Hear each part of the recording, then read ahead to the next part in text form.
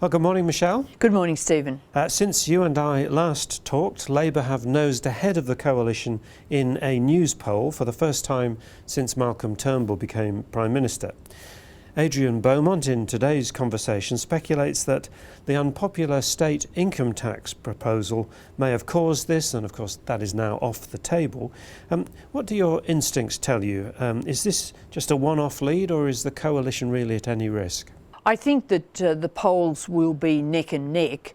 I think that now they've moved to a situation where Malcolm Turnbull's lead, the government's lead, is cut back, but that doesn't necessarily translate into a loss for the coalition, because that of course assumes a uniform swing, and usually the swings are anything but uniform, and certainly in Labor circles there's still an expectation that the government would hang on if there were an election now, and when there is an election, and therefore I think that it would need to deteriorate further for the government really to be at serious risk. Well, the Prime Minister has a chance next week to shift attention to foreign matters when he leads the Australia Week in China. Usually this is good for an Australian leader to be seen to be meeting and mixing with powerful world leaders, but there are some tricky issues around for China and with China. What will Malcolm Turnbull hope to get out of this visit? This is his first trip as Prime Minister to China, so really he is cementing the relationship. I think there'll be a lot of continuity with the past. Obviously there are some tricky issues. Australia has been very critical about China's activity in the South China Sea, but basically I think the emphasis will be on cooperation, that Malcolm Turnbull will talk about the economies of both countries being in transition, and of course the China transition has very much driven the need for Australia to have a transition in its economy from the mining boom days to a broader economic landscape. So it'll be, from what he's going to say, a positive message. Well, then he flies back again and he launches himself into a special session of Parliament, which of course he was responsible for calling, so that the Senate can consider industrial legislation. It doesn't sound likely that he will get the controversial bill through, at least, so at some expense will they just go home again and start campaigning for a double dissolution election?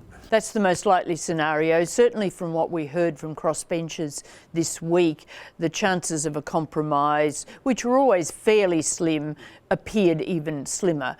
One always has to insert a caveat when you're dealing with these crossbenchers, but enough of them are negative to make it very, very unlikely that the government can get the legislation through, and therefore it does look like we're headed for a double dissolution election. Of course, Malcolm Turnbull's message on the industrial legislation was rather more complicated this week by the whole controversy surrounding the banks, because the crossbenchers, or some of them, are calling for a broad anti-corruption body rather than just the building commission being restored.